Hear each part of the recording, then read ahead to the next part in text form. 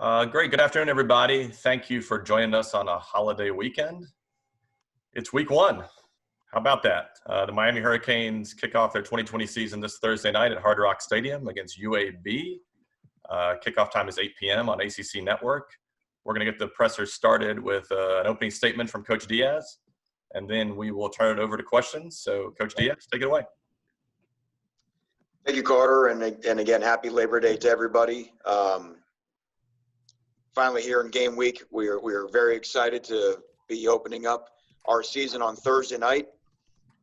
This is an occasion that we were not sure was going to happen, and we've got to give a lot of credit first to our administration, starting with the university president through our athletic department administration, for clearing a pathway, an avenue for this to be able to happen, and then really the credit's got to go to our players who have been remarkable in the way that they've taken care of each other, taken care of themselves, and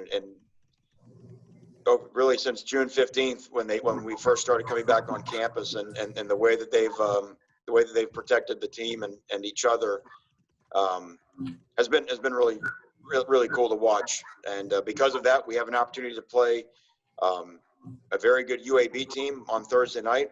This is a team that's already played a game. A team that's used to winning, 28 wins over the last 3 years, 2 division championships. I think second or third in the country in the most returning production and experience. A very old team. Statistically, when you sort of look under the hood, they really don't have a weakness. I mean, what pretty much everything they do extraordinarily well, especially on the defense side of the ball. A top 10 defense the last 2 years. Third in the country in third down defense a year ago. You look at their numbers, yards per run, yards per pass. They're good in all those things. They're just a Bill Clark football team is going to always be very sound defensively. They're going to tackle well, and they're going to make you earn everything. A lot of man coverage, making just things very difficult to sustain drives on offense. And then on the other side of the ball, when they've got the ball, you've got a quarterback who's got 11 career wins. You have a running back who only Travis Etienne right now has more rushing yards in college football. I mean, he's the second active career rushing leader in all of college football. And then they had a stable of other guys who had a big night in their opener. And then obviously with Watkins on the outside, a guy that's going to probably get a look at the Senior Bowl. 2 tight ends that kind of went crazy last Thursday night, an offensive line that's got 4 guys with double-digit starts. So. It's a team that's used to winning, and we will certainly we've been preparing for them basically for the better part of the last 2 weeks. Our guys are excited to go play, and then the fact that we will have some fans at Hard Rock Stadium is going to be. Again, we didn't know if we'd have any. We didn't know if we'd be in Hard Rock Stadium. So the fact that we'll be able to be out there with some of our fans and see them again is exciting for all of our guys. And with that, I'll open up with questions.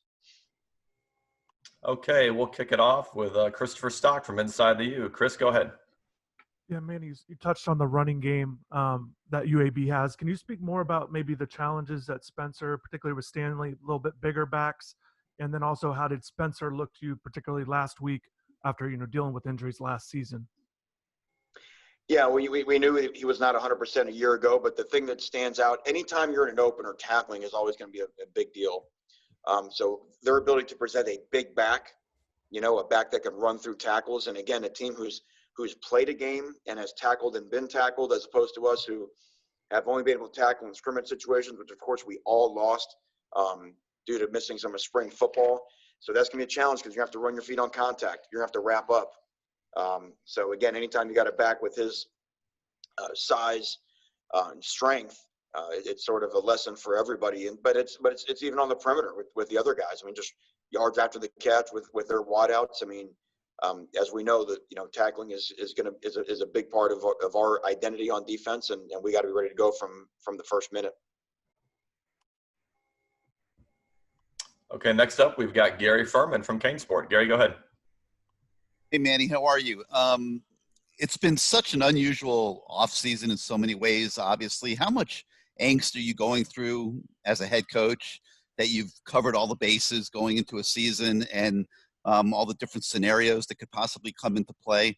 And how much longer is that list than it would normally be 4 days before the season opener? Well, I mean, you're always going to have your, your checklist before a season opener, and you all the situations to make sure you've hit all the things that can come up in a game to make sure that you're prepared. And that's kind of the easy part because that doesn't change too much year to year. But I mean, even to this day, Gary, I mean, we're still working out things just in the COVID world of, how we travel on a bus and just how we do this and how we do that. I mean, you're solving all of these problems in real time, and will be throughout the year, because one thing, again, we've learned in 2020 is the situation is always evolving. It's always changing. But you can't run from it. I don't think it creates stress. It's just the normalcy of constantly evolving as we learn more and more about the way things are now. Okay, next up, we've got David Lake from 24/7 Sports. David, go ahead. Hey, Coach, wanted to ask you, if at this point, obviously the season hasn't started, but do you have any sense on how this team responds to adversity, maybe compared to last year's team? Is that something you don't find out until you start getting into the season, or were there things that you saw during camp that has you encouraged in that regard? Yeah, Dave, that's a good question. I mean, you don't really know until you get into the season. You can certainly try to test them and put them through some adversity in a camp setting, which I think we've done. I think the players themselves, just their knowledge and their experience of some of the things that they saw a year ago helps foster some different leadership. But at the end of the day, you got to get in the games and you got to find out, what you're all about. And remember, a year ago when we opened with Florida, we faced all kinds of adversity that night and came through it pretty well. Didn't win the game, but showed some fight and showed some backbone. So even, it's easy to make an observation after week one and think you might have this or that figured out. And again, this year is going to be a long year. It's going to be a marathon. We know there's all kinds of uncertainty, just as what we're going to, go on between now and December. And if there's ever been the year that the cliche of 1 week at a time is true, this is 2020 is the year for that. Next up, we've got Matt Baker from the Tampa Bay Times. Matt, go ahead.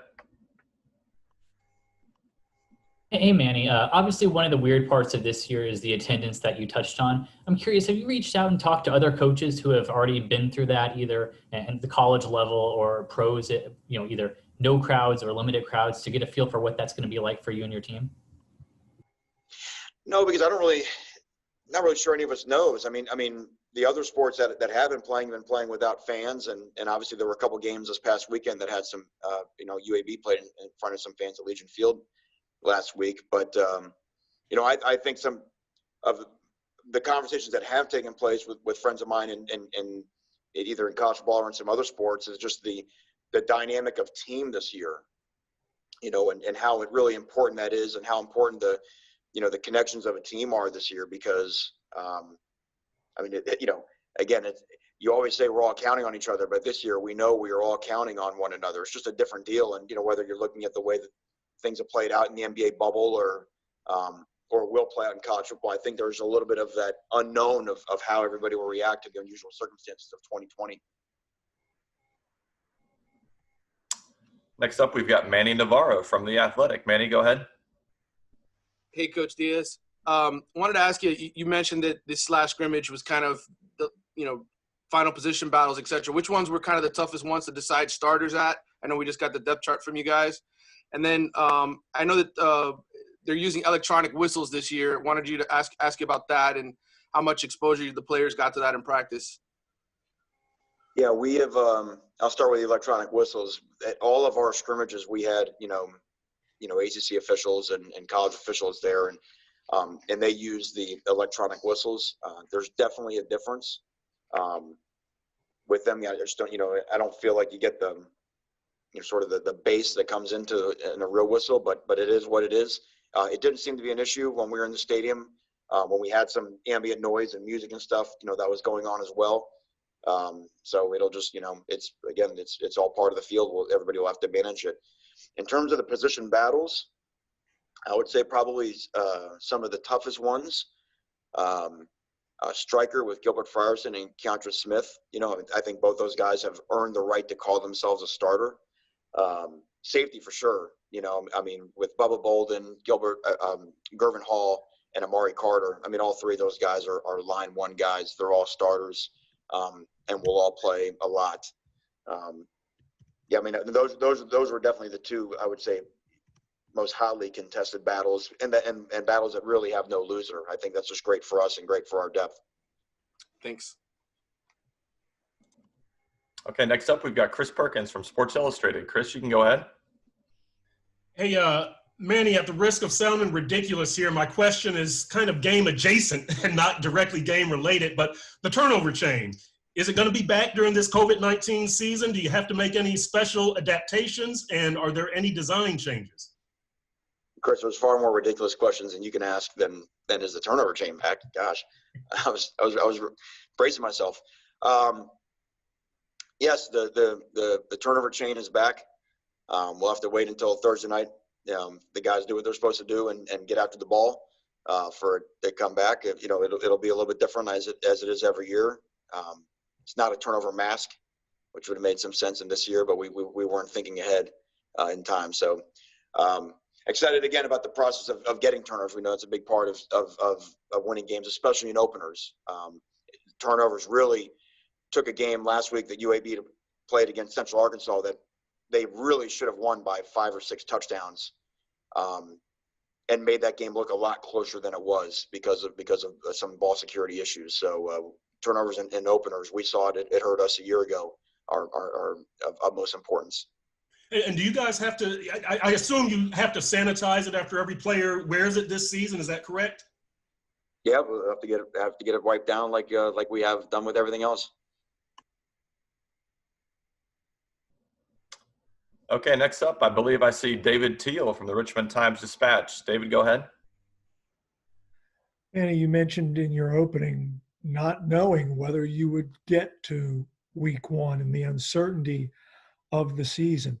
Has it been encouraging, at least to date, that I don't believe we've seen any post-game issues with the virus for teams that have played?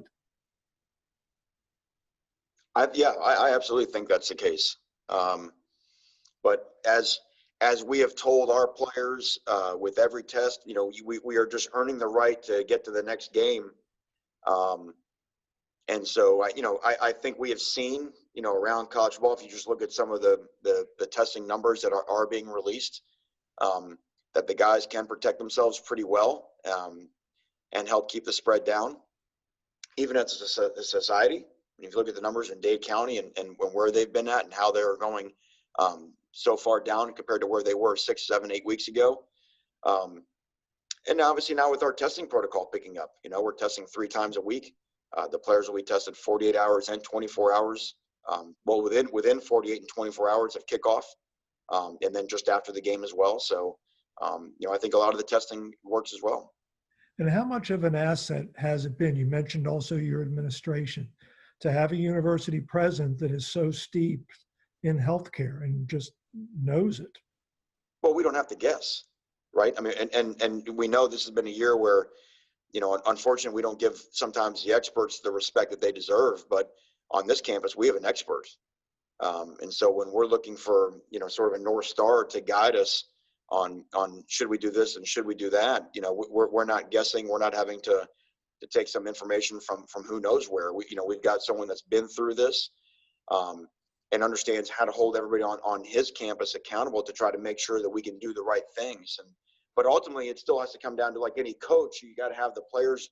They have to execute the game plan, and that's what I'm proud of. Is that from the top down, we've got great leadership, and then our guys have done a really nice job of following that plan to this point to get us to where we have the chance to play a game on Thursday. We'll go next to David Furones from the Sun Sentinel. David, go ahead. Hey, Manny, first, I want to make sure, is everyone healthy going into the opener? Do you have any guys that you need to let us know that are out going in? No, I think we should be good to go from an injury standpoint. Okay, great. And then also wanted to ask about a couple of the position battles on the offensive side, left side of the line in determining John Campbell and Usman Traore as the starters there, and also how you'll figure to divvy up running back reps behind Cameron Harris. You have an or there between Jalen Knighton and Don Chaney, of course. Yeah, I mean, both those guys have been really exciting. I think you got to get into the game and you'll find out exactly how the reps will go at running back and just sort of see.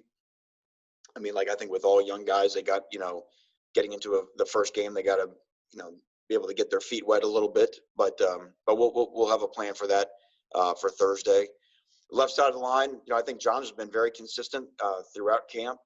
And that's taking nothing against Zion, because Zion, is still a guy that obviously started a lot of games for us, and we'd feel very confident if he was in the starting lineup now as a tackle or as a guard. And again, I just think Usman has just been super steady at left guard. He's a guy that just goes about his business, just gets his job done. Not a lot of fuss, brings good toughness there, and we feel good about that left side of the line. Next up, Susan Miller-Degnan from the Herald. Susan, go ahead. Hey, Manny. What did N'Kosi Perry do to earn the backup job? Also, what did Tyler Van Dyke show you, as a true freshman? This will be a big stage for him. And I did have a follow when you're done. Okay. I'll tell you, N'Kosi's had a really good year in all aspects of his life. I mean, he's been since we came back for the spring semester, even before the whole pandemic hit. Just his accountability, everything in our program, he's been the best he's been since he's been here. Really solid, and he's done a really nice job when he's been quarterbacking the offense. I mean, obviously N'Kosi's played in a lot of games, done a lot of good things on the field. And again, I think just with some of the things we're doing in our offense and fits his skill set, helps him with his ability to make plays with his arm and with his feet. So he's just been very consistent to me. N'Kosi's been what you would expect, a guy who's continuing to mature, and becoming older, the typical development of a college football player. I think he's just going on that curve. And like I said, it's been fun to watch him continue to develop since he's been here. Tyler, we think Tyler's got a really, really bright future here. He impressed us the first 4 days he was here in the spring. And then when we came back in training camp, his ability to make some throws, I think has caught the eye of everybody on the football team. He's got some ability to move around and keep plays alive. Now just a young guy that just needs seasoning and just needs reps and at bats. But I think everybody has been impressed with what Tyler's done since he's showed up on campus. Okay, and the follow was that knowing players are being afforded that extra year of eligibility by the NCAA. Will you try to get in a lot of younger players, maybe freshmen, that you normally wouldn't have thought of playing this early? Well, we're going to try really, really hard to win the football game. And with whatever players we have to put in to win the football game, you have to put them in to win the football game. Now, to your point, yes, I mean, there are some decisions perhaps on special teams, depth charts, and things like that you don't have to worry about now that you did in the past. But really, even when they went to the 4-game redshirt rule early in the year, your roster might be a little bit bigger until you sort of figured it all out. But again, right now, when you look at our schedule, I mean, going 10 straight in the ACC and opening up with UAB and all the success they've had over the last 3 years, I mean, we're not worried about who's getting the game other than someone who else gives us a chance to secure a victory. Thanks. Okay, we've got time for 2 more questions. We'll go to Austin Kirk from the Miami Hurricane. Austin, go ahead. Perfect. I saw on the depth chart we saw Mark Pope now as the starting kickoff returner and punt returner. What do you expect to see from Pope this year? Obviously, he's very fast. What do you expect to see from him in the return game? Well, first, make great decisions. That's the first thing in the return game. And again, all you have to do is look back at the Florida game a year ago. There's going to be a lot of good guys up in front of him on kickoff or on punt return blocking for him. But you got to be a great decision maker. If you look at KJ Osborne, and when he took over as our punt returner a year ago, KJ's decision making, his understanding of the position allowed the work of the guys in front of him to make some pretty big plays and become the top punt returner last year in the ACC. Same thing on kickoff, just to make sure when to bring it out, when to keep it in, and do those type of things. The big plays, it's no different than on offense. I mean, everybody has all these expectations, and look, the plays, just the way it always works, the plays come, and if you try to force them in the kicking game or force them on offense, or the sometimes the crazy expectations that every play is supposed to be a touchdown, that's just not the way it is. And again, especially with the opposition that we're playing. So to me, what I tell Mark to do is just make great decisions, and the plays that are there to be made, make them. Okay, we'll wrap up with one last question from David Lake. David, go ahead. Yeah, Coach, wanted to see if you could tell us more just about BJ Jennings and his emergence during camp. Just what does he bring to the defense as a middle linebacker? And then also, too, real quick, how good do you feel about your kicker, your field goal kicking situation with the change you've made there from what you've seen in camp? Well, Jose Borregales has changed our football team. I mean, obviously, if you look back at some of our issues a year ago, our inability to finish drives into points, and to make easy layup field goals or PATs cost us wins, and which cost us confidence. It's so many things. So I think Jose's a guy that the second he walked in, the very first time we did a field goal drill in spring practice, and when he nailed one through the uprights, I think the whole team erupted in applause, because it's a confidence factor. It's a confidence factor in how you call plays when you cross the 50-yard line. It's a confidence factor, and if you get into tight games, look, there's going to be a ton of tight football games this year in this conference. And again, with the next 11, the way that we're playing, so to have those guys that understand that we can get those points, I think Jose provides a lot of confidence for everybody in our organization with that. In terms of Bradley Jennings, I mean, Bradley, since he's been here, I mean, it's been neck and neck with Shaq in terms of who the biggest hitters are on our football team. I mean, Shaq was always a very physical presence at middle linebacker, and BJ right behind him wasn't very far behind. I mean, we've got some big hitters on our team. Zach McLeod's a big hitter, Amari Carter, of course. We got some guys that can really lay the wood. But I'm talking about in the box, really lay the thump on some dudes. BJ's always been an extraordinarily explosive football player, which makes the injury he came back from all the more extraordinary, because, the hip injury he had, and his ability to come back from that and his rehab process and to regain that pop and that explosiveness has really been, it shows the hard work he did and the great work that our training staff and our PT staff did getting him back. He's been in our program for a long time, so he understands our defense very, very well, understands how the run fits work, understands the adjustments, can make all the calls to the people in front of him. He's got that, I'm an older guy, so I'm comfortable, setting the front and doing those types of things. So having that experience, when you think about the weirdness of losing 2 4-year starters in Pickney and Shaq at Mike and Will, and you say, well, gosh, and then all of a sudden you replace them with a guy that's your 5th year in the program and a guy that's your 4th year in the program. That just kind of helps us not lose a beat. And then we think we've got some super talented guys, continuing to develop behind them. Coach, thanks so much for your time. A reminder, Rhett Lashley and Blake Baker are up next. That's a separate Zoom link. And we hope to see all of y'all Thursday night at Hard Rock. Thank you, guys.